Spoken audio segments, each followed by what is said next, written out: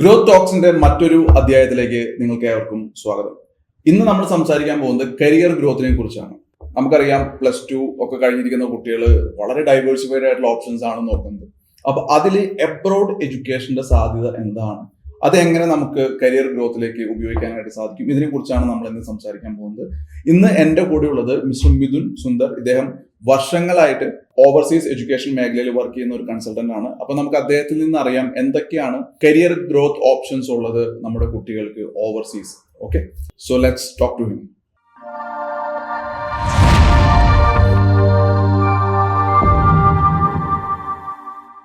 Hello, നമസ്കാരം. മിഥുൻ, എവിടെയാ നാട്? എൻ്റെ പ്രോപ്പർ സ്ഥലം എറണാകുളം അങ്കമാലിയിലാണ്. എന്താ ചെയ്യുന്നത് ഇപ്പോ? ലാസ്റ്റ് 7 വർഷമായിട്ട് ഓവർസീസ് എഡ്യൂക്കേഷൻ കൺസൾട്ടന്റ് ആണ്. കൺസൾട്ടൻസിയിൽ വർക്ക് ചെയ്തുകൊണ്ടിരുന്നത്. സ്വന്തമായിട്ട് കൺസൾട്ടൻസി നടത്തുന്നു. സ്വന്തമായിട്ട് ഓവർസീസ് കൺസൾട്ടൻസി നടത്തുന്നു. മിഥുൻ, വ്യക്തിപരമായിട്ട് ഞാൻ നിങ്ങൾക്കെതിരാണ്. കാരണം നമ്മുടെ നാട്ടിലെ ഇത്രയും യങ് റിസോഴ്സസിനെ മറ്റുള്ള രാജ്യങ്ങളിലേക്ക് കയറ്റി അയക്കുന്ന ആൾക്കാരോട് എനിക്ക് അംഗീകരിക്കാനായിട്ട് സാധിക്കില്ല. കാരണം ഇത് നമ്മുടെ നാടിന്റെ വളർച്ച ഒരുപാട് ബാധിക്കുമെന്നാണ് ഞാൻ വിശ്വസിക്കുന്നത്. പക്ഷെ എന്നിരുന്നാലും അവർക്ക് പുറത്തു പോയി കിട്ടുന്ന എക്സ്പോഷർ ഒരു പക്ഷേ അവരുടെ കരിയറിന് ഗുണമുള്ളതായിരിക്കും. അവർ പുറത്ത് വർക്ക് ചെയ്ത് നമ്മുടെ നാട്ടിലേക്ക് കൊണ്ടുവരുന്ന ഫിനാൻഷ്യൽ ബെനിഫിറ്റ്സ് നല്ലതായിരിക്കും. ഇതിനെക്കുറിച്ചൊക്കെ വളരെ വ്യക്തമായിട്ട് എനിക്ക് അറിയണമെന്നുണ്ട്. പക്ഷെ അതിനു മുന്നേ മിഥുൻ എങ്ങനെയാണ് ഈ ഒരു മേഖലയിലേക്ക് വരുന്നത്, ഓവർസീസ് കൺസൾട്ടൻസി എന്ന് പറയുന്ന ഒരു മേഖലയിലേക്ക് വരുന്നത്? ബേസിക്കലി ഈ ഒരു ഫീൽഡിൽ വരാൻ ഉള്ള ഒരു കാരണം എന്താണെന്ന് വെച്ച് കഴിഞ്ഞാൽ, ഞാനും ഒരു ഓവർസീസ് എഡ്യൂക്കേഷൻ സ്റ്റുഡന്റ് ആയിരുന്നു. ഓക്കെ, എവിടെയാണ് പഠിച്ചത്? ഞാൻ UK ലായിരുന്നു, ലണ്ടനിലായിരുന്നു. 2009-2012 വരെ ഉണ്ടായിരുന്നു. പക്ഷെ അന്നത്തെ സാഹചര്യം അല്പം മോശമായിരുന്നു. അപ്പൊ അതുകൊണ്ട് തന്നെ എനിക്ക് ഫർദർ വിസ റിന്യൂവലും കാര്യങ്ങളൊന്നും നടന്നില്ല. അപ്പൊ അതുകൊണ്ട് ഞാൻ കോഴ്സ് കംപ്ലീറ്റ് ചെയ്തിട്ട് തിരിച്ച് നാട്ടിലോട്ട് വന്നു. പിന്നെ കുറച്ച് നാൾ ദുബായിലായിരുന്നു. അതിനുശേഷം പിന്നെ കല്യാണമൊക്കെ ആയ ആ സമയത്ത് ഞാൻ പിന്നെ നാട്ടിൽ വന്നിട്ട് പിന്നെ ഈ ഒരു ഫീൽഡിൽ ഞാൻ കുറച്ച് നാൾ വർക്ക് ചെയ്തു. അതിനുശേഷം പിന്നെ എനിക്ക് തോന്നി ഇതാണ് എൻ്റെ കരിയർ, ഈ ഒരു ഫീൽഡിൽ എനിക്ക് കണ്ടിന്യൂ ചെയ്യാം, നാട്ടിൽ നല്ലൊരു ഡിമാൻഡുള്ള ഒരു ഫീൽഡാണെന്ന് തോന്നി. എനിക്ക് ഇതിൽ എൻ്റെ ഫ്യൂച്ചർ കാണണമെന്ന് ഞാൻ ഈ ഫീൽഡിലേക്ക് ചൂസ് ചെയ്തത്. ശരി, ഈ ഒരു മേഖലയിലെ അവസരം ഓക്കെ, ഈ കുട്ടികൾക്ക് എന്തുകൊണ്ടാണ് ഇവര് ഒരു ഓവർസീസ് എഡ്യൂക്കേഷൻ ചൂസ് ചെയ്യേണ്ടി വരുന്നത്? അതിനുള്ള പ്രധാന കാരണങ്ങൾ എന്തൊക്കെയാണ്? ഇപ്പൊ ആസ് എ പാരന്റ് എന്നുള്ള രീതിയിൽ ഞാൻ എൻ്റെ മകനെ ഓവർസീസ് എഡ്യൂക്കേഷന് വേണ്ടിയിട്ട് കൺസിഡർ ചെയ്യുമ്പോൾ ഞാൻ ഏറ്റവും അധികം അറിഞ്ഞിരിക്കേണ്ടതും ശ്രദ്ധിക്കേണ്ടതുമായിട്ടുള്ള കാര്യങ്ങൾ എന്തൊക്കെയാണ്? ലാസ്റ്റ് ഒരു 4 വർഷം ആഫ്റ്റർ കൊറോണ ടൈം നമ്മുടെ നാട്ടിലൊരു ഹെവി ബൂം പുറത്തോട്ട് പഠിക്കുന്ന ഇതിൽ നമ്മുടെ നാട്ടിൽ കേരളത്തിൽ തന്നെ സംഭവിച്ചിട്ടുണ്ട്. അതിൻ്റെ ഒരു പ്രധാന കാരണം എന്ന് പറഞ്ഞു കഴിഞ്ഞാൽ ഇന്റർനെറ്റും അതിൻ്റെ ഇൻഫ്ലുവൻസും ആണ് ഞാൻ പറയും. കാരണം എന്താണെന്ന് വെച്ച് കഴിഞ്ഞാൽ, ഇവര് പലപ്പോഴും പറഞ്ഞു കേട്ടുന്ന കാര്യങ്ങൾ, ഇവര് ഓവർസീസിനെ കുറിച്ച് അവിടുത്തെ ഒരു ലൈഫ് സ്റ്റൈല് കാര്യങ്ങളൊക്കെ ഇവർ കൂടുതൽ എക്സ്പ്ലോർ ചെയ്യാൻ തുടങ്ങിയത് ആ ഒരു ലോക്ക്ഡൌൺ സമയത്തിന് ശേഷമാണ് തോന്നുന്നു. അപ്പൊ ഇവർക്കിത് ഒരു ഇത്ര ഒരു എമൗണ്ട് എനിക്ക് സ്പെൻഡ് ചെയ്താൽ എനിക്കും അത് പോയി കാണാം, എക്സ്പീരിയൻസ് ചെയ്യാം, അല്ലെങ്കിൽ എനിക്ക് അവിടെ സെറ്റിൽ ആവാൻ ഒരു ഓപ്പർച്യൂണിറ്റി ഉണ്ടെന്ന് തോന്നിയത് കൊണ്ടാണ് ഇവിടെ നിന്ന് കൂടുതലൊരു മൈഗ്രേഷൻ ഈ പറഞ്ഞ യൂറോപ്യൻ കൺട്രീസിലോ അല്ലെങ്കിൽ വെസ്റ്റേൺ കൺട്രീസിലോട്ട് നടക്കുന്നത്. ഇതേ ഒരു മൈഗ്രേഷൻ നമ്മുടെ നാട്ടിൽ അതിന് മുമ്പ് ഉണ്ടായിരുന്നു. അത് നടന്നിരുന്നത് കൂടുതലും ഗൾഫ് കൺട്രീസിലേക്കായിരുന്നു. ഈ ഗൾഫ് കൺട്രീസിൽ ഒരു കാലഘട്ടം കഴിയുമ്പോൾ ഇവർക്ക് തിരിച്ചു വരേണ്ട ഒരു സാഹചര്യം വരും. അല്ലെങ്കിൽ ഒരു ഏജ് കഴിഞ്ഞ് കഴിഞ്ഞാൽ ഇവർ പ്രത്യേകിച്ച് വർക്ക് വിസയിലൊക്കെ നിൽക്കുകയാണെങ്കിൽ ഒരു 60+ കഴിയുമ്പോഴും ഇവരുടെ വിസ റിന്യൂവൽ കാര്യങ്ങളൊക്കെ പ്രോബ്ലം. അപ്പൊ ഇവർക്ക് എന്തായാലും തിരിച്ചു വരണം. അപ്പൊ തിരിച്ച് വരണ സമയത്ത് ഇവർക്ക് നാടായിട്ടൊന്ന് അറ്റാച്ച് ചെയ്ത് ആ ലൈഫ് സ്റ്റൈലിലോട്ട് മാറി വരാനുള്ള ടൈം അത് വളരെ ബുദ്ധിമുട്ടാണ്. പേഴ്സണലി എൻ്റെ ഫാദർ എക്സ്പെക്ട് ആണ്. പുള്ളി ഗൾഫിലായിരുന്നു. ഞാൻ ജനിച്ച സമയം തൊട്ട് പുള്ളി നാട്ടിൽ വന്നതിന് ശേഷം പുള്ളിയുടെ ആ സ്ട്രഗിൾ കൂടെ ഞാൻ കണ്ടിട്ടുള്ളത്. കാരണം നമ്മുടെ നാട്ടിലെ രീതിയല്ല, അവിടെ എല്ലാ കാര്യങ്ങളും ഫാസ്റ്റായിട്ട് നടക്കുന്നത് വെച്ചിട്ട് ഇവിടെ വന്നു കഴിയുമ്പോൾ പുള്ളിക്ക് പെട്ടെന്ന് ദേഷ്യം വരിക, അല്ലെങ്കിൽ കാര്യങ്ങളായിട്ട് പുള്ളിക്ക് മാച്ച് ചെയ്യാൻ പറ്റാണ്ടിരിക്കുക, അങ്ങനെയുള്ള കുറച്ച് പ്രശ്നങ്ങളൊക്കെ ആ സമയത്ത് ഈ ഒരു ഫേസ് ചെയ്യും. ഈ ഒരു സംഭവം ഇവർ ചിന്തിക്കുന്നത് എന്താണെന്ന് വെച്ചാൽ, ഞാൻ ഗൾഫിൽ പോയി കഴിഞ്ഞ് കഴിഞ്ഞാൽ എനിക്ക് എന്തെങ്കിലും ഒരു കാലത്ത് തിരിച്ചു വരണം, അല്ലെങ്കിൽ ഞാൻ അവിടുത്തെ ഒരു സിറ്റിസൺ ഒരിക്കലും ആവില്ല. ഈ ഒരു രാജ്യത്തേക്കാണ്, ഈ ഒരു വെസ്റ്റേൺ കൺട്രീസിൽ എവിടെ പോയാലും ഇവർക്ക് എന്തെങ്കിലും ഒരു കാലത്ത് ഇവരുടെ കംപ്ലീറ്റ് ചെയ്ത് ഇവർക്ക് ഒരു PR ആവും, അവിടുത്തെ ഒരു സിറ്റിസൺ ആയി അവിടുത്തെ ഒരു ലൈഫ് സ്റ്റൈലിൽ ഇവർക്ക് ജീവിക്കാൻ പറ്റും. അവിടുത്തെ എല്ലാ ബെനിഫിറ്റ്സുകളും ഇവർക്ക് എടുക്കാൻ പറ്റും. അവിടെ ജനിച്ചു വളർന്ന ഒരു വ്യക്തിയെ പോലെ തന്നെ ഇവിടെ നിന്ന് അവിടെ ചെന്നു, അവിടുത്തെ ഒരു ജോലി കണ്ടുപിടിച്ചു, ഇവര് PR മാറി കഴിഞ്ഞാൽ ഇവരുടെ കോവർക്കർ അവിടെ ലോക്കലായിട്ട് ജനിച്ചു വളർന്ന ഒരു വ്യക്തി എന്ത് ബെനിഫിറ്റ്സ് എൻജോയ് ചെയ്യണം അതേ സംഭവം ഇവർക്ക് എൻജോയ് ചെയ്യാൻ പറ്റും. ഈ ഒരു കാര്യത്തിൽ എനിക്ക് 2 ചോദ്യങ്ങൾ ചോദിക്കാനുണ്ട്. ഒന്ന്, ഒരു പാരന്റ് എന്നുള്ള രീതിയിൽ എന്റെ കുട്ടികൾ മറ്റുള്ള രാജ്യങ്ങളിൽ പോയിട്ട് പഠിച്ച് അവിടെ സെറ്റിൽ ആകുന്ന സമയത്ത് ഞാൻ ഒരിക്കലും ആഗ്രഹിക്കില്ല അവരെ എന്നിൽ നിന്ന് അത്രയും ദൂരെ സെറ്റിൽ ആകണം എന്നുള്ളത്. ഇതിനെ എങ്ങനെ നിങ്ങൾ അഡ്രസ് ചെയ്യുന്നു? കാരണം ഇതിനെ എങ്ങനെയാണ് ഇപ്പോൾ പൊതുവെ പാരന്റ്സ് അഡ്രസ് ചെയ്യുന്നത്? എങ്ങനെയാണ് ഈ ഒരു point? There's a point of time. കുട്ടികൾ അവരെ നമ്മളുടെ ഇതിൽ നിർത്താതെ അവരുടെ കരിയർ ഇതിൽ നമുക്ക് ഒരെണ്ണം ഇമോഷണലായിട്ട് നമുക്ക് ചൂസ് ചെയ്യാം, അല്ലെങ്കിൽ യുക്തിപരമായിട്ട് അവരെന്താണ് അവരുടെ ഫ്യൂച്ചറിൽ ചെയ്യാൻ ഉദ്ദേശിച്ചത് എന്ന് അവരുടെ സെലക്ഷൻ അനുസരിച്ച് വിടാൻ നമുക്ക് പറ്റും. ഇതില് മെയിൻ ആയിട്ടൊരു സംഭവം എന്താണെന്ന് വെച്ച് കഴിഞ്ഞാൽ, നമ്മളുടെ നാട്ടില് റിസോഴ്സസ് ഉണ്ട്, ഓപ്പർച്യൂണിറ്റീസ് ഉണ്ട്, ഇല്ലാന്ന് ഞാൻ പറയുന്നില്ല. വൺ ഓഫ് ദ ബെസ്റ്റ് ആണ് നമുക്ക്. പക്ഷെ കാലത്തിനനുസരിച്ചുള്ള മാറ്റം ഉള്ള കോഴ്സുകൾ നമ്മളുടെ പല യൂണിവേഴ്സിറ്റികളിലും ഇപ്പോഴും ഇല്ല എന്നുള്ളതാണ് ഒരു സത്യാവസ്ഥ. ഫോർ എക്സാമ്പിൾ റോബോട്ടിക്സ് ആയിക്കോട്ടെ, അല്ലെങ്കിൽ artificial intelligence, block chain related ആയിട്ടുള്ള കോഴ്സുകൾ, ഇതിന്റെ ഒന്നും അപ്ഡേറ്റഡ് വെർഷൻസ് നമ്മുടെ നാട്ടിലെ ഒരു യൂണിവേഴ്സിറ്റിയിലും ഇതുവരെയായിട്ടും വന്നിട്ടില്ല. അതാണ് അതിന്റെ സത്യാവസ്ഥ. അപ്പൊ എല്ലാവരും ഇതാണോ ചൂസ് ചെയ്യണേ? ഓഫ് കോഴ്സ് അല്ല. വേറൊരു എക്സാമ്പിൾ ഞാൻ പറയുമ്പോൾ, നഴ്സിംഗ് കാൻഡിഡേറ്റ്സിന് ഒരുപാട് ഓപ്പർച്യൂണിറ്റി ഇപ്പോഴും പുറത്തുണ്ട്. പക്ഷെ നമ്മുടെ നാട്ടിൽ പേഴ്സണലി എന്റെ വൈഫ് നേഴ്സാണ്, ആള് ഒരിക്കലും ഇവിടെ ഒരു സ്ഥലത്ത് വർക്ക് ചെയ്യാൻ താല്പര്യപ്പെടുന്നില്ല. ഓക്കെ.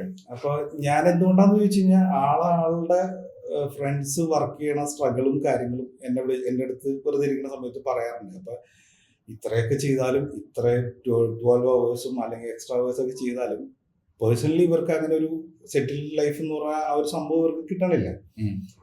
അപ്പോൾ ഓഫ് കോഴ്സ് നമുക്ക് എവിടെയാണോ ബെറ്റർ ലൈഫ് സ്റ്റൈൽ, എവിടെയാണോ ബെറ്റർ വേജസ്, എവിടെയാണോ ബെറ്റർ ആയിട്ട് സെറ്റിൽ ആവാനുള്ള ഓപ്പർച്യൂണിറ്റി, അത് അന്വേഷിച്ച് പോകാന്നുള്ളത് സ്വാഭാവികമാണ്. ശരി. അതായത് ഗ്ലോബൽ മാർക്കറ്റിൽ കൺസിഡർ ചെയ്യുന്ന സമയത്ത്, അതായത് ഈ സെലക്ടഡ് കൺട്രീസിൽ നമ്മൾ നോക്കുന്ന സമയത്ത്, നമ്മുടെ നാട്ടിൽ നിന്ന് better career opportunity with respect to life style and settling down പുറത്താണ് നല്ലത്. അതുകൊണ്ട് ഒരു ഫാദർ എന്നുള്ള രീതിയിൽ ഞാൻ എൻ്റെ കുട്ടികൾക്ക് അങ്ങനെ ഒരു ഓപ്ഷൻ കൊടുക്കാൻ ആഗ്രഹിക്കുന്നുണ്ടെങ്കിൽ ഐ ഷുഡ് കൺസിഡർ ദിസ്. ഇത് കരിയർ ഇതിൽ ഞാൻ അങ്ങനെ ഒരു ഇമോഷണൽ ആയിട്ടല്ല ഇതിൽ ബേസിക്കലി അവർക്ക് താല്പര്യമുണ്ടോ, അവർക്ക് ചില പിള്ളേരെ ഞാൻ കണ്ടിട്ടുണ്ട്, അവർക്ക് പോകാൻ താല്പര്യമില്ല, പേരൻസിനാണ് നിർബന്ധം. അവർക്ക് ഒരു ഫീൽ ഓഫ് പ്രൈഡാണ് എൻ്റെ കുട്ടി ഇവിടെ ഇന്നത് ചെയ്യണം, അത് കൺസിഡർ ചെയ്യും. ചില പിള്ളേർക്ക് പോകാൻ താല്പര്യമില്ല, നാടാണ് ഇഷ്ടം, നാട്ടിൽ അങ്ങനെ നടക്കുന്നവർ അവിടെ അവര് നാട്ടിലുള്ള ചിലപ്പോൾ അവരായിരിക്കും ഫ്യൂച്ചറിൽ വലിയ എന്തെങ്കിലും ഒരു കാര്യം നാടിന് വേണ്ടി ചെയ്യാൻ ഉദ്ദേശിച്ചേക്കാം.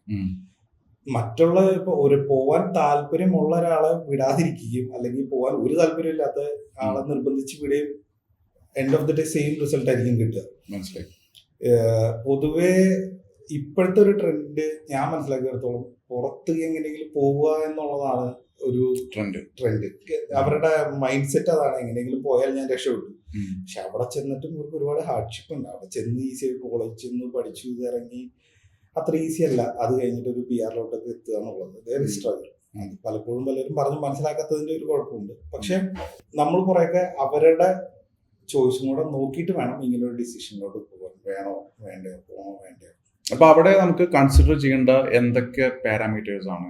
കാരണം തീർച്ചയായിട്ടും സ്ട്രഗിൾ ഉണ്ട്. എസ്പെഷ്യലി ഒരാള് ക്വൈറ്റ് ഇൻട്രോവേർട്ട് ആണ്, അല്ലെങ്കിൽ ലാംഗ്വേജ് ഇല്ല, സോഷ്യലൈസിങ് സ്കിൽസ് ഇല്ല, ലേസി ആണ്. അപ്പൊ അവിടെ പോയി സ്ട്രഗിൾ ചെയ്യേണ്ടി വരും തീർച്ചയായിട്ടും. അപ്പോൾ എന്തൊക്കെയാണ് ഒരാൾക്ക് വേണ്ടുന്ന സ്കിൽ സെറ്റ്സ് അല്ലെങ്കിൽ ഒരു ക്യാരക്ടർ ട്രൈറ്റ്സ് പുറത്തു പോയി സെറ്റിൽ ആകണമെങ്കിൽ? ക്യാരക്ടറിനൊക്കെ കൂടുതൽ അവരുടെ ഒരു പാഷനാണ് ഞാൻ കൺസിഡർ ചെയ്യാം. ചിലവരിപ്പോ എന്താന്ന് വെച്ച് കഴിഞ്ഞാൽ, ഫോർ എക്സാമ്പിൾ ഹെൽത്ത് സെക്ടറിൽ ഉള്ളത്, അത് ചിലർ പാഷനേറ്റ് ആയിട്ട് ചെയ്യുന്നവരുണ്ട്.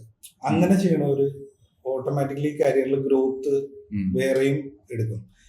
ചിലവരെന്താന്ന് വെച്ച് കഴിഞ്ഞാൽ ഇതിനൊരു ജോബ് ഓപ്പർച്യൂണിറ്റി ഉണ്ട് എന്നുള്ള ഒരൊറ്റ റീസൺ കൊണ്ട് മാത്രം സെലക്ട് ചെയ്ത ആൾക്കാരായിരിക്കും. For example hotel management courses എടുക്കണ ഷെഫിന് നല്ല വേക്കൻസി ഉണ്ടെന്നും പറഞ്ഞിട്ട് എടുക്കുന്ന കുറെ പിള്ളേരുണ്ട്. പക്ഷെ they don't know how to cook.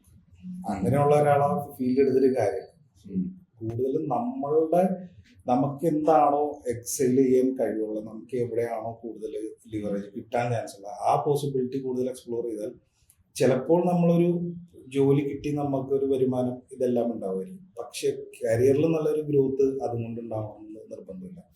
അവർ ജോലിക്ക് പോയി, അവർക്ക് വീട്ടിലെത്തി, ആ ഒരു സാലറി കിട്ടി, അതുകൊണ്ട് കാര്യങ്ങൾ നടന്നുപോയി എന്നതിൽ കൂടുതൽ അവർക്ക് അതിൽ കൂടുതൽ ക്രിയേറ്റീവായിട്ടൊന്നും ചെയ്യാനുണ്ടാവില്ല.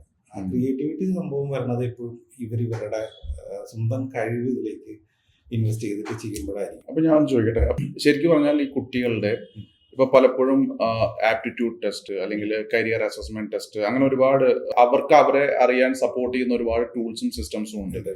അപ്പോൾ ഇത് സ്വയം ഒന്ന് അനലൈസ് ചെയ്ത് നമുക്ക് പറ്റുന്നത് കണ്ടെത്തിയിട്ട് വേണ്ടേ നമ്മളൊരു അതൊരു പോയിന്റാണ് സത്യം പറഞ്ഞു കഴിഞ്ഞാൽ. നമ്മളുടെ ഇപ്പൊ ഇതിൽ സ്കോപ്പ് നോക്കിയിട്ടാണ് പലപ്പോഴും എല്ലാവരും കോഴ്സ് ചൂസ് ചെയ്യുന്നത്. എനിക്ക് എങ്ങനെ ഇത് കഴിഞ്ഞിട്ട് ഒരു ജോലി എന്ത് ജോലി കിട്ടാം എന്ന് ഒരു സംഭവം.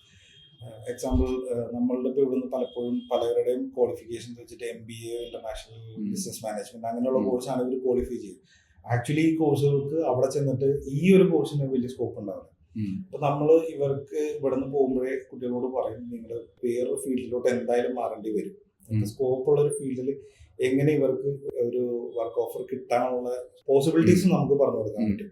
അപ്പൊ ആ പോസിബിലിറ്റീസ് പറഞ്ഞു കൊടുത്ത സംഭവം കുറെ കൂടെ ഇതാവും. അല്ലാതെ ഈ പറഞ്ഞ സംഭവത്തിലേക്ക് എത്താൻ എന്തിലേക്ക് എത്താൻ അവരെടുത്തേക്കുന്ന സബ്ജക്റ്റിൽ തന്നെ വർക്ക് എക്സ്പീരിയൻസ് കാര്യങ്ങളിലേക്ക് വർക്ക് കിട്ടാനും വർക്ക് വിസ മാറാനും ഒക്കെ പോസിബിലിറ്റി കുറവാണ്.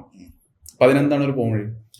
അതില് ഇപ്പൊ ഫോർ എക്സാമ്പിൾ ഇപ്പൊ അവിടെ ഒരു റിലേറ്റഡ് ആയിട്ടുള്ള MBA കഴിഞ്ഞ ഒരാളാണ്.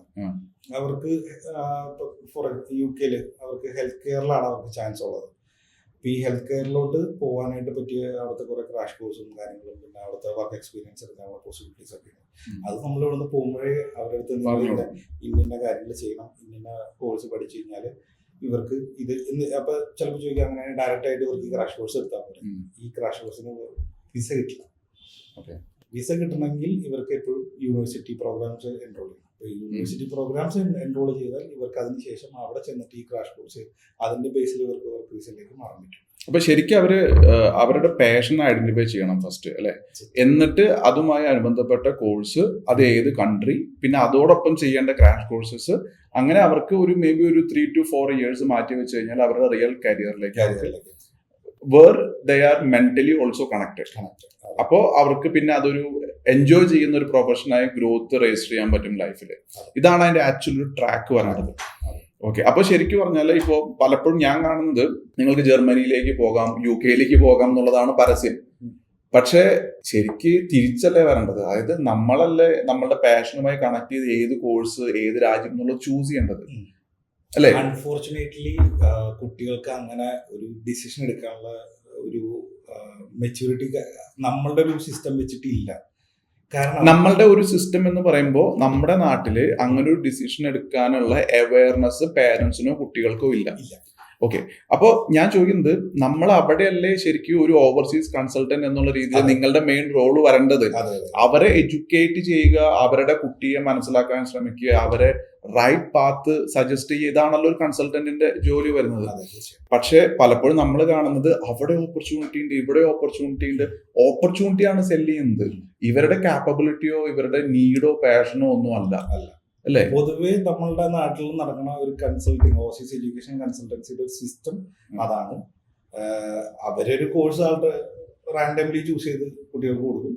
അവരാ കോഴ്സ് അതിൽ നിന്ന് ഓക്കെ അവര് ജസ്റ്റ് മൊഡ്യൂൾസ് എടുത്ത് നോക്കി അവിടെ ഉള്ള 2-3 ഫ്രണ്ട്സിനെയോ അല്ലെങ്കിൽ ആരെങ്കിലും വിളിച്ചു നോക്കി, കുഴപ്പമില്ല, യൂണിവേഴ്സിറ്റി കുഴപ്പമില്ല, കോഴ്സ് കുഴപ്പമില്ല, നീ പോരെ എന്ന് പറഞ്ഞു കഴിഞ്ഞാൽ അവർ കയറുകയാണ്.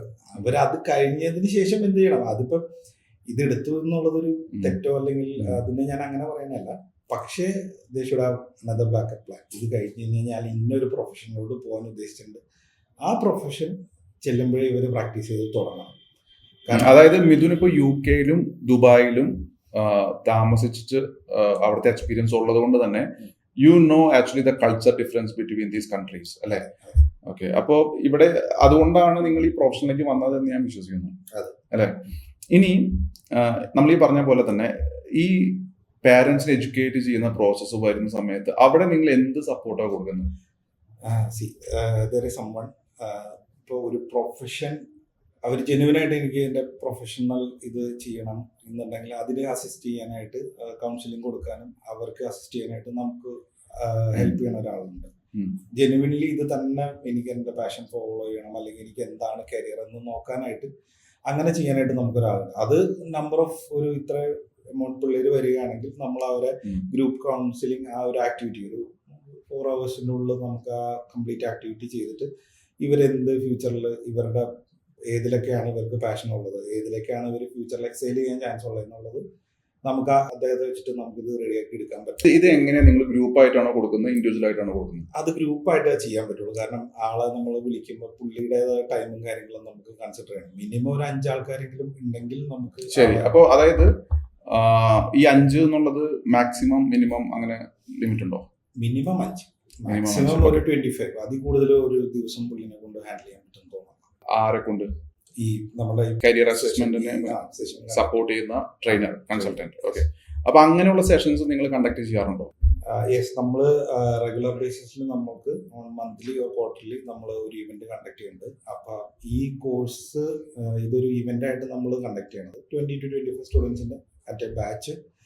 ഈ ബാച്ച് അറ്റൻഡ് ചെയ്ത് ഇവരുടെ അസസ്മെന്റും കാര്യങ്ങളെല്ലാം ചെയ്ത് റിസൾട്ട് ചെയ്തു പോകുന്നു. 1 day പ്രോഗ്രാമാണ് ചെയ്തു പോകുന്നത്. ഇപ്പൊ തന്നെ +2 റിസൾട്ട്സ് വരാൻ പോവുകയാണ്. അപ്പൊ ഇതിൽ തന്നെ പല സ്റ്റുഡൻസും ഇപ്പൊ ഈ നമ്മൾ പറഞ്ഞ പോലത്തെ സ്കോപ്പും ഇതും നോക്കിയായിരിക്കും ഇരിക്കണം. അവരുടെ ഫീൽഡ് എന്താണെന്ന് അവർക്ക് അറിയില്ല. അപ്പം അങ്ങനെയുള്ള ആ ഒരു സ്റ്റുഡൻസിനെ കോർഡിനേറ്റ് ചെയ്ത ഒരു ഇവന്റ് നമ്മൾ കണ്ടക്ട് ചെയ്യാൻ ഉദ്ദേശിക്കുന്നുണ്ട്. അത് എറണാകുളത്തായിരിക്കും. എറണാകുളത്ത് നമ്മളൊരു ഫിക്സ്ഡ് ഡേറ്റ് വെച്ചിട്ട് നമ്മൾ അതിനുള്ള അഡ്വർടൈസ്മെന്റും കാര്യങ്ങളെല്ലാം സ്റ്റാർട്ട് ചെയ്യും. ഓക്കെ. അപ്പൊ ശരിക്കും ഈ ഒരു പ്രോഗ്രാം അറ്റൻഡ് ചെയ്യുന്ന ആൾക്കാർക്ക് അവർക്ക് അറിയാൻ പറ്റും ലൈക്ക് എന്താണ് ഞാൻ ചൂസ് ചെയ്യേണ്ട ഒരു.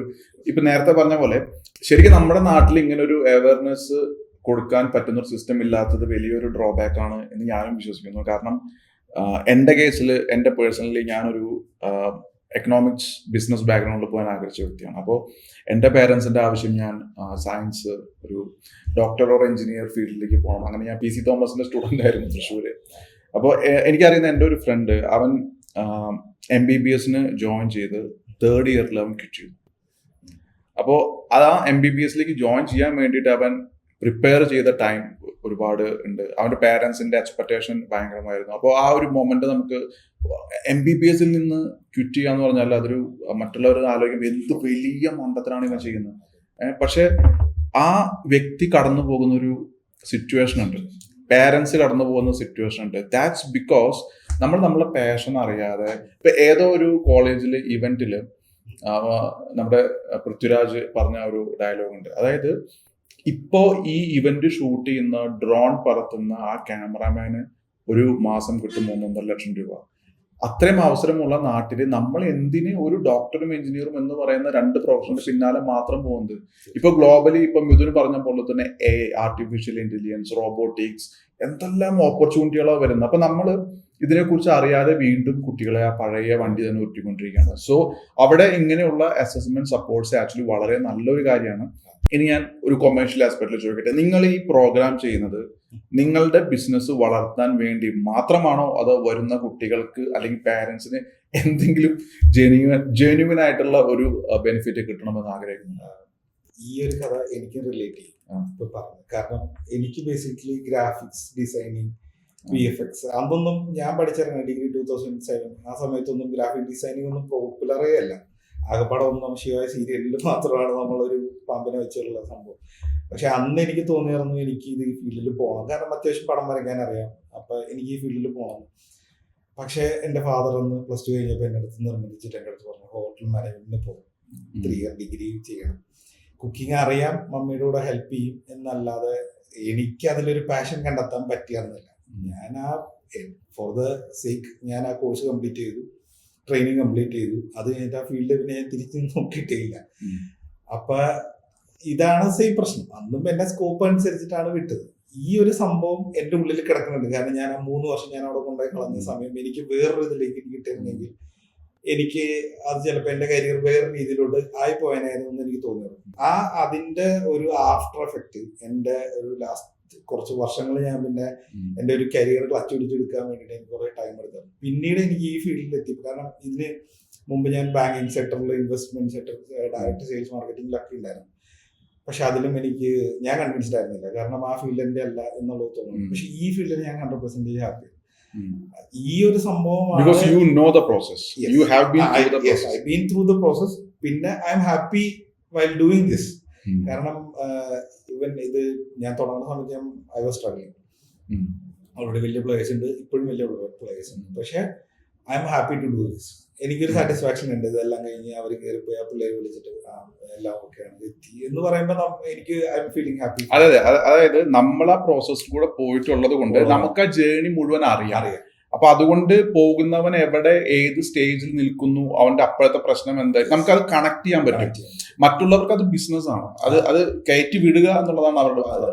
ആ വിടുന്ന ആൾക്കാർ ആ പ്രോസസ്സിൽ കൂടെ പോയിട്ടുണ്ടാവണമെന്നില്ല. ദാറ്റ്സ് വൈ ഇപ്പൊ മിഥുൻ പറഞ്ഞ മാതിരി you can connect with this, you enjoy this എന്ന് പറയുമ്പോൾ C four external person what is that enjoyment? ഒരു ഓവർസീസ് കൺസൾട്ടൻസി ചെയ്യുന്ന ആൾക്ക് എന്ത് പാഷനും എൻഗേജ്മെന്റ് ആണ് ഇതിനകത്ത് വരാനുള്ളത് എന്നൊരു ചിന്തയാണ് മനസ്സിൽ വരുന്നത്. പക്ഷെ അതിലൂടെ മിഥുൻ പോയിട്ടുള്ളതുകൊണ്ടാണ് മിഥുൻ അത് മനസ്സിലാക്കുന്നത്. അല്ലെങ്കിൽ പുറത്ത്, കാരണം ഞാൻ ചെന്നപ്പോ ഞാൻ കുറച്ച് സ്ട്രഗിൾ, എനിക്ക് എനിക്ക് പറഞ്ഞു തരാൻ ആൾക്കാരില്ലാതിരുന്നോണ്ട് എനിക്ക് കുറച്ച് സ്ട്രഗിൾസ് ഉണ്ടായിരുന്നു. പക്ഷെ എനിക്കിപ്പോ ഇവിടെ പിള്ളേരെ എനിക്ക് അവർക്ക് ക്ലിയർ ആയിട്ട് ഉത്തരം കൊടുത്ത് ഇന്ന കാര്യങ്ങൾ ചെയ്യണമെന്ന് കൊടുത്ത് ആ ഗൈഡ് ചെയ്ത് വിടുന്നതിന്റെ ഒരു സാറ്റിസ്ഫാക്ഷൻ ഉണ്ട്. അത് അവിടെ ചെല്ലുമ്പോൾ ഇവർക്ക് വർക്കൗട്ട് ആയി എന്നുള്ളത് വേറൊരു സന്തോഷം കൂടിയാണ്. അതാണ് ആക്ച്വലി എന്നെ ഇതിൽ കൂടുതൽ നിലനിർത്തുന്ന ഒരു സംഭവം. ഓക്കെ, ഈ ഇപ്പൊ ഞാൻ ഒന്നും കൂടെ ഒന്ന് റിവൈൻഡ് ചെയ്യാം. അതായത് പുറത്തു പോകുന്നതിന്റെ ഗുണങ്ങൾ എന്ന് പറയുന്ന കരിയർ ഗ്രോത്ത് ആണ് മെയിൻലി, ആൻഡ് ലൈഫ് സ്റ്റൈൽ ഗുണങ്ങളാണ്. പാഷനുമായി കണക്ട് ചെയ്ത് പോകണം എന്നാണ് നമ്മൾ സജഷനും വേണ്ടതും അത് തന്നെയാണ്. അപ്പോൾ ഇതിന്റെ അറിവില്ലായ്മ പാരന്റ്സിനും കുട്ടികൾക്കും ഇപ്പോഴും ഉണ്ട്. അതിന് വേണ്ടിയിട്ട് വർക്ക്ഷോപ്സ് നിങ്ങൾ കണ്ടക്ട് ചെയ്യുന്നുണ്ട്. ഇത് ഓൺലൈൻ അല്ല, ഓഫ്ലൈൻ ആണ് ഓഫ്ലൈൻ ആണ് കൂടുതൽ വർക്ക്ഷോപ്സ്. ഓക്കെ, ശരി. ഇനി അടുത്ത് ചോദിക്കട്ടെ, ഇനി ഏതൊക്കെ രാജ്യങ്ങൾ, പിന്നെ അതിലേക്കുള്ള പ്രോസസ്സുകൾ, ഏതൊക്കെ ടൈപ്പ് ഓഫ് കോഴ്സുകൾ, ഇതിനെ കുറിച്ച് ഒന്ന് പറഞ്ഞുതരാം. രാജ്യങ്ങൾ ബേസിക്കലി കൂടുതലും സ്റ്റുഡൻസ് പോണത് കാനഡ. നമ്മുടെ നാട്ടിൽ തീരെ പോകാത്തതാണ് USA. പക്ഷെ one of the best place ആണ് പോവാൻ.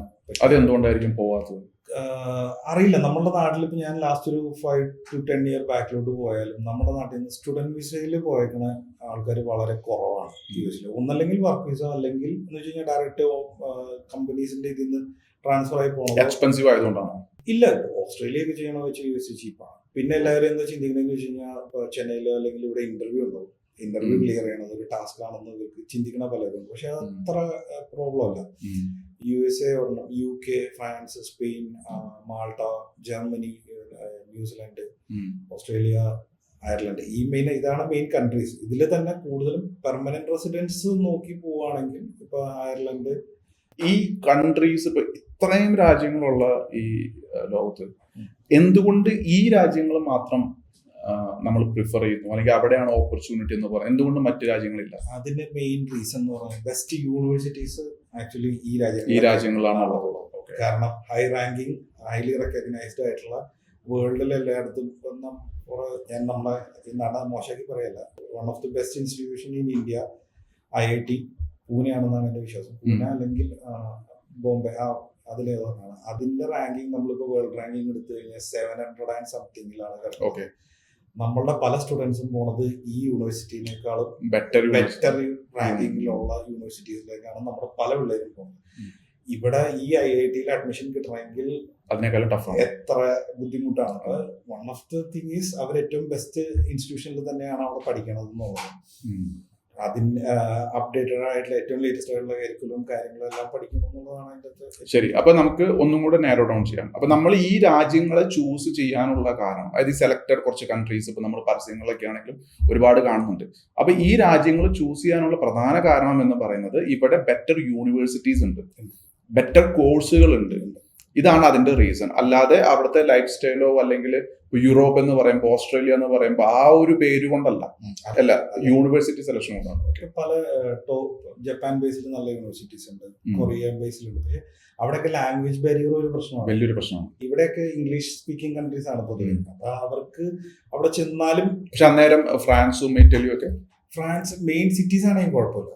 നമ്മള് കുറെ ഇന്നറിലോട്ട് പോയി കഴിഞ്ഞാൽ അവർക്ക് ലാംഗ്വേജ് ഒരു പ്രോബ്ലം. സെയിം നമ്മളെ നാട്ടിലിപ്പോ കൊച്ചിയും നമ്മൾ പുറത്തോട്ടുള്ള ഒരു ഗ്രാമപ്രദേശത്തും മറ്റൊരു നാട്ടുകാരൻ വന്നു കഴിഞ്ഞാൽ സെയിം ഡിഫിക്കൽറ്റി അവർ ഫേസ് ചെയ്യും.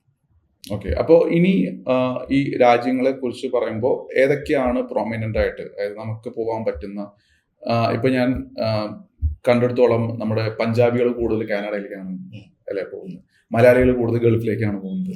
ഇപ്പൊ ആ ട്രെൻഡ് മാറി മാറി മാറി വരികയാണ്. ഇപ്പൊ മലയാളികൾ ഗൾഫ് വിട്ട് വേറെ ഓസ്ട്രേലിയ, ന്യൂസിലൻഡ്, UK ഒക്കെ ഫോക്കസ് ചെയ്തു തുടങ്ങി. എന്തുകൊണ്ടാണ് ഇങ്ങനെ ഒരു ട്രെൻഡ് ഷിഫ്റ്റ് വരുന്നത്? ഒന്ന്, ഗൾഫിലുള്ള വേജസ് വളരെ കുറഞ്ഞു. എന്റെ ഫാദർ പോണ സമയത്ത് എന്ന് പറഞ്ഞാൽ പുള്ളിക്ക് ഒരു വർഷം പുള്ളി സേവ് ചെയ്യണ എമൗണ്ട് വെച്ചിട്ട് അത്യാവശ്യം ഒരു ലാൻഡ് വാങ്ങിക്കാനോ എന്തെങ്കിലും കാര്യമായിട്ടൊരു കാര്യത്തിന് യൂസ് ചെയ്യാൻ പറ്റുമല്ലോ. ഇന്ന് ആ ഒരു വേജസ് ഗൾഫിൽ നിന്ന് വളരെ കുറഞ്ഞു. അന്ന് അതാണ് ഒരു റീസൺ. പിന്നെ എന്ന് പറഞ്ഞാൽ ഇവര് തന്നെ പലപ്പോഴും കാണാണ്ട് ഇവരുടെ ആരെങ്കിലും റിലേറ്റീവ്സ് ഒരാൾ പോയി പിന്നെ തിരിച്ചു വരുന്നത് അത്യാവശ്യം കുറെ മരുന്നും കാര്യങ്ങളൊക്കെ ആയിട്ടായിരിക്കും വരിക. അപ്പൊ ഇവർക്ക് പിന്നെ നാടായിട്ട് ഇത് അറ്റാച്ച് ചെയ്യാനുള്ള ബുദ്ധിമുട്ടും കാര്യങ്ങളെല്ലാം ഇവരും കാണുന്നതാണ്. അപ്പൊ പെർമനന്റ് റെസിഡൻസ് എന്ന് പറഞ്ഞാൽ നമ്മൾ ആ ഒരു നാട്ടിലെ പൗരനായിട്ട് ജീവിക്കുക എന്നുള്ളത് സത്യം പറഞ്ഞാൽ അത് വളരെ ഇമ്പോർട്ടന്റ് ആണെന്നുള്ള ഒരു കാര്യം ഇവർക്ക് മനസ്സിലാവുന്നുണ്ട്. വേജസ് ശരിയാണ്, ലൈഫ് സ്റ്റൈലും ഒക്കെയാണ്. പക്ഷെ ഇതിലെല്ലാരും ഇവർ ഏറ്റവും കൂടുതൽ കൺസേൺ പലവരും പറഞ്ഞ് ഞാൻ കേട്ടിട്ടുണ്ട്, എനിക്ക് ഏതെങ്കിലും ഒരു പ്രായം ഞാൻ തിരിച്ചറിയുള്ളൂ. പക്ഷെ മാക്സിമം എല്ലാവരും ഈ എല്ലാ രാജ്യങ്ങളിലും സ്റ്റിക്ക് ഓൺ ചെയ്യും. ഈവൻ ഗൾഫിലുള്ള ഒരാളാണെങ്കിൽ പോലും അവരവിടെ തന്നെ സ്റ്റിക്ക് ഓൺ ചെയ്യാനാണ് അവർ താല്പര്യപ്പെടുക. കാരണം എന്താണെന്ന് വെച്ച് കഴിഞ്ഞാൽ അവർ അതായിട്ട് അറ്റാച്ച്ഡ് ആയി അത്ര നാൾ വർഷമായത്. അപ്പൊ അവരവിടെ കൂടുതലും PR-ഉം ഈ കാര്യങ്ങളും എല്ലാം അവിടെ ഉണ്ട്. ഇപ്പൊ ഫോർ എക്സാമ്പിൾ ഓസ്ട്രേലിയ, ന്യൂസിലാൻഡ്, അവിടെ നമ്മളൊരു വർക്ക് വിസയിൽ 5 കൊല്ലം അല്ലെങ്കിൽ 3 കൊല്ലം ഒക്കെ നിന്ന് കഴിഞ്ഞാൽ നമുക്ക് ഓട്ടോമാറ്റിക്കലി നമുക്ക് അവിടുത്തെ പെർമനന്റ് റെസിഡന്റ് ആയി. നമ്മൾ ഇന്ത്യൻ പാസ്പോർട്ട് നമ്മൾ ഉപേക്ഷിക്കണമെന്ന് പോലും പറയാൻ അവർക്ക് പെർമനന്റ് റെസിഡൻസ് ഉണ്ട്. പെർമനന്റ് റെസിഡൻസ് വെച്ചിട്ട് ഇവർക്ക് വേറെ ഒരു ഹസാർഡും ഇല്ല. സ്പോൺസറിന്റെ ലെറ്ററോ കാര്യങ്ങളോ ഒന്നും ഇല്ലാതെ തന്നെ ഇവർക്ക് അവിടുത്തെ ഒരു പൗരന്റെ പോലെ തന്നെ ജീവിക്കാം, ജോലി ചെയ്യാം. ഈ ഒരു ജോലി ഇഷ്ടപ്പെട്ടില്ല അവർക്ക് മാറി വേറെ സ്ഥലത്ത് പോകും. ഗൾഫിലാണെങ്കിൽ നമ്മളിപ്പോൾ ഒരു സ്പോൺസറിന്റെ അടുത്ത് നിന്ന് വേറെ സ്പോൺസറിലേക്ക് മാറണമെങ്കിൽ തന്നെ ഒരുപാട് ഫോർമാലിറ്റീസ് ആണ്. ഇത്ര ഫോർമാലിറ്റീസിന്റെ ആവശ്യമില്ല. ഇവർക്ക് ഇവിടെ താല്പര്യം ഇവിടെ ലെറ്റർ ഇട്ടു, അടുത്ത ഇവിടെ ഇന്ന ജോയിനിങ് ഡേറ്റ് പറഞ്ഞ് അവിടെ പോയി ജോയിൻ ചെയ്തു പോകും. ആ ഒരു സംഭവമാണ് കൂടുതൽ എല്ലാവരും അങ്ങോട്ട് അട്രാക്ട് ചെയ്യണമെന്നാണ് എനിക്ക് കൂടുതൽ തോന്നിയത്. ഫ്യൂച്ചർ ഒരുപാട് ചിന്തിക്കും. നമ്മൾ ഈ സ്റ്റുഡന്റ് വിസയായിട്ട് പോകുമ്പോൾ അഡ്വാൻറ്റേജസ് ഉണ്ട് എന്ന് പറഞ്ഞാൽ ഇപ്പൊ ഇവിടെ പഠിച്ചിട്ട് ഒരു ജോലിക്ക് പോകുന്നതും അല്ലെങ്കിൽ അവിടെ പോയി പഠിച്ച് അവിടെ ജോലി നേടുന്നതും എന്താണ് ഒരു പ്രധാന ഡിഫറൻസ്? ഓക്കെ, അത് വർക്ക് വിസ എന്ന് പറയുന്നത് അത്ര എളുപ്പത്തിൽ കിട്ടുന്ന ഒരു സംഭവമല്ല. ഫോർ എക്സാമ്പിൾ നമ്മൾ അവിടെ എല്ലാ രാജ്യത്തും ഷോർട്ടേജ് ഓക്യുപ്പൻസി ലിസ്റ്റ് എന്ന് പറഞ്ഞ സംഭവമുണ്ട്. ആ പ്രൊഫഷനിൽ പെട്ട ആൾക്കാരാണെങ്കിൽ അവരുടെ വർക്ക് വിസ എളുപ്പമാണ്.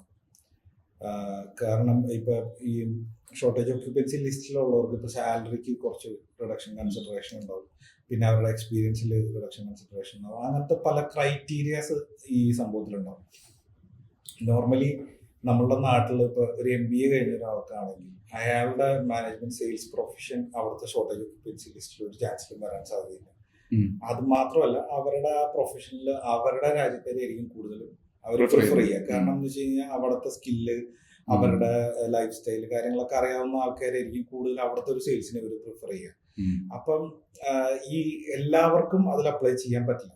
അൺഫോർച്ചുനേറ്റ്ലി ഓർ ഫോർച്ചുനേറ്റ്ലി ഇപ്പോൾ ഒരു BCom കഴിഞ്ഞ ഒരാള് അയാൾക്ക് അവിടെ ചെന്നിട്ട് വേറൊരു പ്രൊഫഷനിലോട്ട് മാറാന്നുള്ളത് നടക്കുന്ന കാര്യം. അവിടെ സ്കോപ്പുള്ള ഒരു പ്രൊഫഷനിലോട്ട് അപ്ലൈ ചെയ്താൽ കിട്ടില്ല. കാരണം നമ്മൾ അപ്ലൈ ചെയ്യുന്ന സമയത്ത് സ്റ്റുഡന്റ് വിസയ്ക്ക് ആണെങ്കിൽ പോലും അപ്ലൈ ചെയ്യുമ്പോൾ ഇപ്പൊ BCom കഴിഞ്ഞ ഒരാൾക്ക് ഹെൽത്ത് കെയർ റിലേറ്റഡ് ആയിട്ടുള്ള ഒരു കോഴ്സ് എടുക്കാൻ പറ്റില്ല. എന്ന് വെച്ച് കഴിഞ്ഞാൽ അയാൾക്ക് അതിനകത്ത് എക്സ്പീരിയൻസും ഇല്ല, എഡ്യൂക്കേഷൻ വൈസ് ഇതുമില്ല.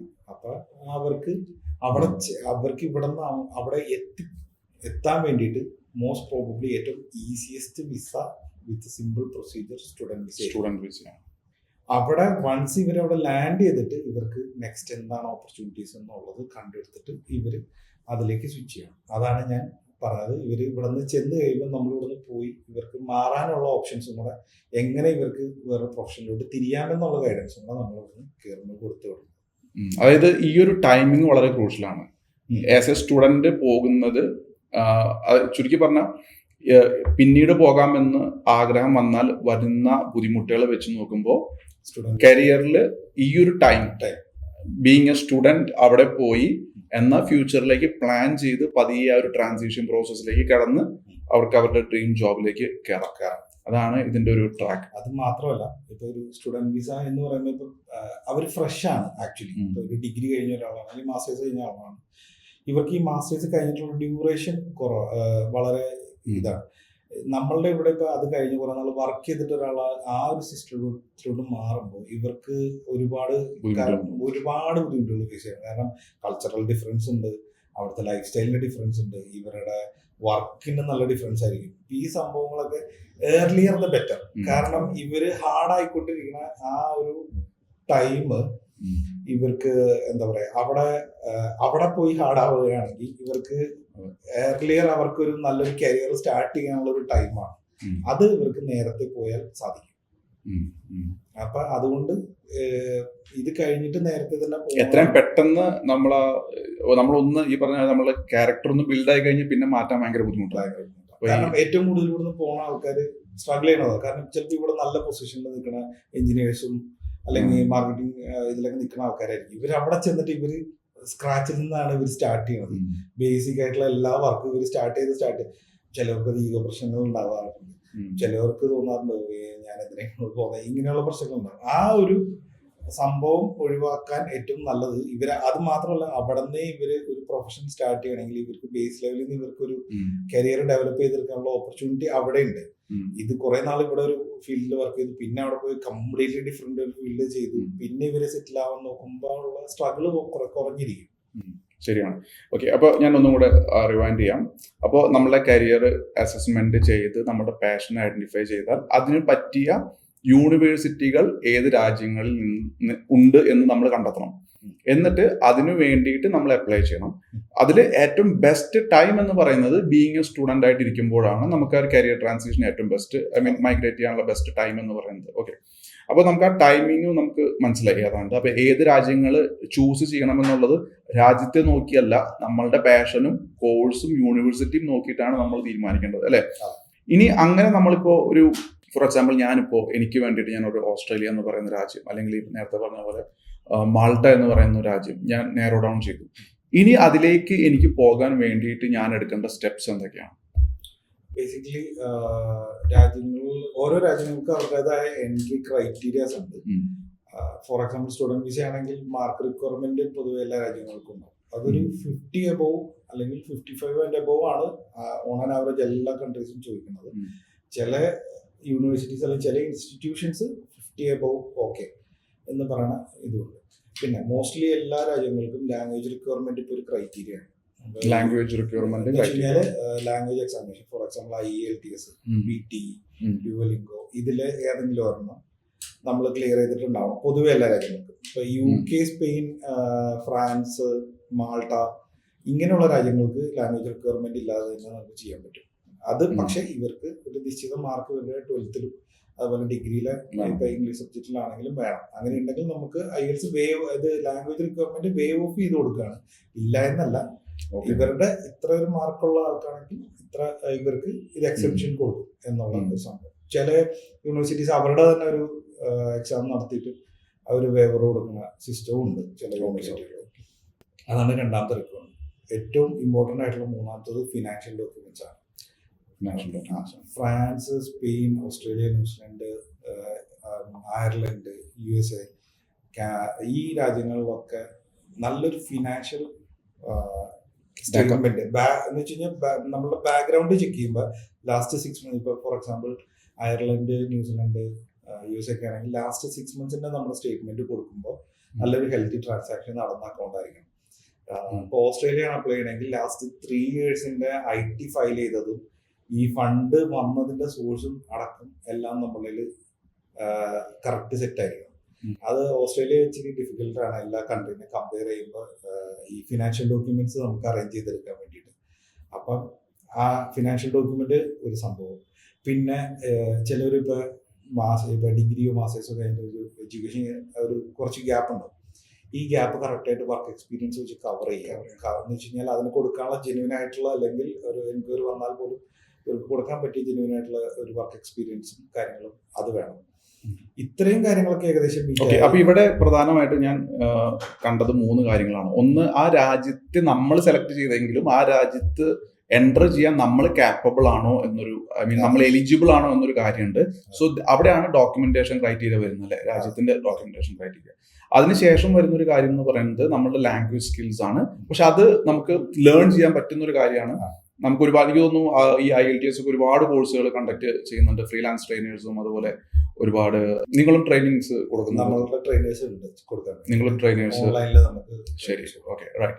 സോ ആ ട്രെയിനിങ് നമുക്ക് സ്വയം എടുത്ത് സോൾവ് ചെയ്യാൻ പറ്റുന്ന ഒരു കാര്യമാണ്. മൂന്നാമത് വരുന്നതാണ് നമ്മുടെ ഫിനാൻഷ്യൽ ഡോക്യുമെന്റേഷൻ. സോ അതൊരു ചെക്ക് പോയിന്റ് ആണ്. കാരണം ഇപ്പോൾ എല്ലാവരും റിച്ച് ഫാമിലി ആവണമെന്നില്ല, എല്ലാവരുടെയും ഇൻകം ഈ പറഞ്ഞ പോലെ സ്റ്റേബിൾ ഇൻകം ആവണമെന്നില്ല. ഇപ്പോൾ ബിസിനസ് ചെയ്യുന്ന ആൾക്കാരാണെങ്കിൽ ചിലപ്പോൾ അവരുടെ സാലറി സ്റ്റേറ്റ്മെന്റ് ചിലപ്പോൾ കാണണമെന്നില്ല, പക്ഷെ പ്രോഫിറ്റ് സ്റ്റേറ്റ്മെന്റ് വേറെ ഉണ്ടാവുമായിരിക്കും. അപ്പോൾ അതൊരു ചെക്ക് പോയിന്റ് ആണ്. അപ്പോൾ അവിടെയാണ് ഒരു പക്ഷേ നമുക്ക് തീരുമാനങ്ങളെ ഓൾട്ടർ ചെയ്യേണ്ടി വരുന്നത്. കാരണം ഇപ്പോൾ ഓസ്ട്രേലിയയിലേക്ക് പോകാൻ ആഗ്രഹിക്കാൻ ഞാൻ സെലക്ട് ചെയ്തു, entry criteria is okay, language ഞാൻ കവർ ചെയ്തു, പക്ഷേ ഫിനാൻഷ്യൽ ഡോക്യുമെന്റ് വരുന്ന സമയത്ത് if I am not eligible for Australia, എനിക്ക് മറ്റൊരു കൺട്രിയെ ചൂസ് ചെയ്യേണ്ടി വരും, ചിലപ്പോൾ ചെയ്യേണ്ടി വരും. തീരെ രക്ഷയില്ലാത്ത ചില സമയത്ത് നമുക്ക് നല്ലൊരു ചാർട്ടേഡ് അക്കൗണ്ടന്റിനെ അപ്രോച്ച് ചെയ്തിട്ട് നമ്മൾക്ക് കുറച്ച് പേഷ്യന്റ് ആണെങ്കിൽ, കുറച്ച് പേഷ്യന്റ് കാത്തിരിക്കാൻ റെഡി ആണെങ്കിൽ നമുക്ക് ചിലപ്പോൾ ഫിനാൻഷ്യൽ ഡോക്യുമെന്റ്സ് ഒക്കെ നമുക്ക് അറേഞ്ച് ചെയ്തെടുക്കാവുന്നതേ ഉള്ളൂ. അതിന് ഇപ്പൊ അടുത്ത ഇന്ത്യക്ക് തന്നെ എനിക്ക് പോകണമെന്ന് പറഞ്ഞ് നിർബന്ധം പിടിച്ചാൽ ചിലപ്പോൾ പറ്റില്ല. നമ്മൾ നല്ലൊരു ചാർട്ടേഡ് അക്കൗണ്ടന്റിനെ കണ്ടിട്ട് നമുക്ക് ഈ പേപ്പേഴ്സ് ഒക്കെ നമുക്ക് റെഡിയാക്കി എടുക്കാനും പോസിബിലിറ്റി ഉണ്ട്. പക്ഷെ എല്ലാം ഞാൻ 50-50 ആണ്.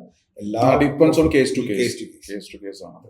ഓക്കെ, അപ്പോൾ നമ്മൾ അവിടം വരെ എത്തി എന്ന് പറഞ്ഞാൽ ആ ഒരു വളരെ ഇമ്പോർട്ടന്റ് ആയിട്ടുള്ള ഒരു ഘട്ടം വരെ എത്തി. ഇനി എന്താണ് അടുത്തൊരു സ്റ്റെപ്പ്? ഇത്രയും കാര്യങ്ങൾ മനസ്സിലായി കഴിഞ്ഞാൽ ഓക്കെ, ഒരു ആസ് എ സ്റ്റുഡന്റ് അല്ലെങ്കിൽ ഒരു ആസ് എ പാരന്റ് ഞാൻ എന്ത് സ്റ്റെപ്പാണ് അടുത്തെടുക്കുന്നത്?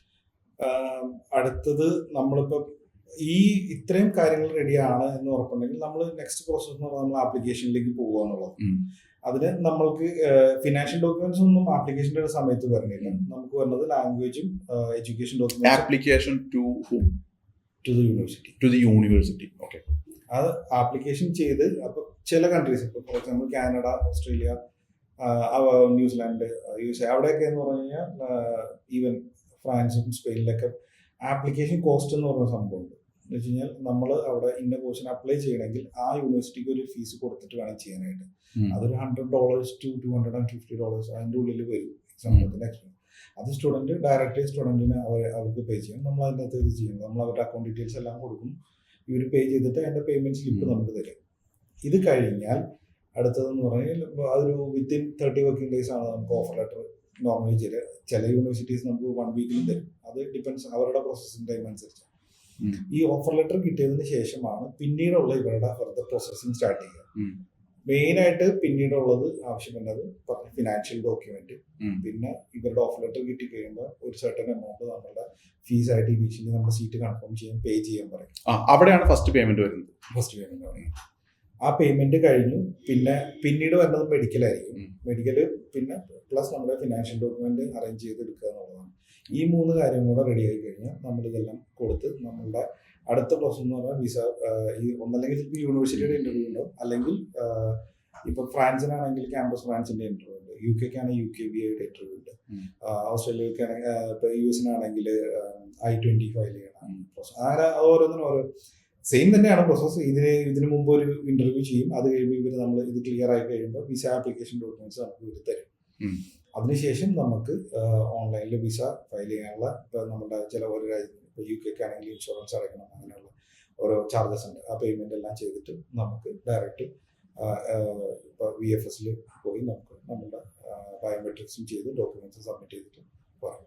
ശരി, അപ്പോൾ ഈ ഒരു പ്രോസസ്സ് ഞാൻ മനസ്സിലാക്കുന്നത് ഒരു മീഡിയേറ്ററിന്റെ ആവശ്യമില്ല. ആക്ച്വലി ഒരു ആൾക്ക് തന്നെ ചെയ്യാവുന്ന കൺസൾട്ടന്റിന്റെ ആവശ്യമില്ല. അതായത് ടെക്നിക്കലി ഒരാൾക്ക് തന്നെ ചെയ്യാനായിട്ട് സാധിക്കും. പക്ഷെ അത് ഗൈഡൻസ് ഇല്ലാതെ ചെയ്യാൻ ബുദ്ധിമുട്ടാണ്. എന്ത് എപ്പോ എങ്ങനെ ചെയ്യണമെന്ന് ഒരാൾക്ക് ഇപ്പൊ ലൈക്ക് എനിക്ക് ആദ്യമായിട്ട് അപ്ലൈ ചെയ്യുമ്പോൾ എനിക്ക് അതിനെ കുറിച്ച് അറിയണമെന്നില്ല. പക്ഷെ എന്നെ സംബന്ധിച്ച് ഇപ്പൊ ഞാനൊരു ആളെ ബൈപ്പാസ് ചെയ്ത് ഡയറക്റ്റ് യൂണിവേഴ്സിറ്റിയിൽ അപ്ലൈ ചെയ്യാൻ ആഗ്രഹിക്കുന്നെങ്കിൽ എനിക്ക് അതിനുള്ള ഓപ്ഷൻ ഉണ്ട്.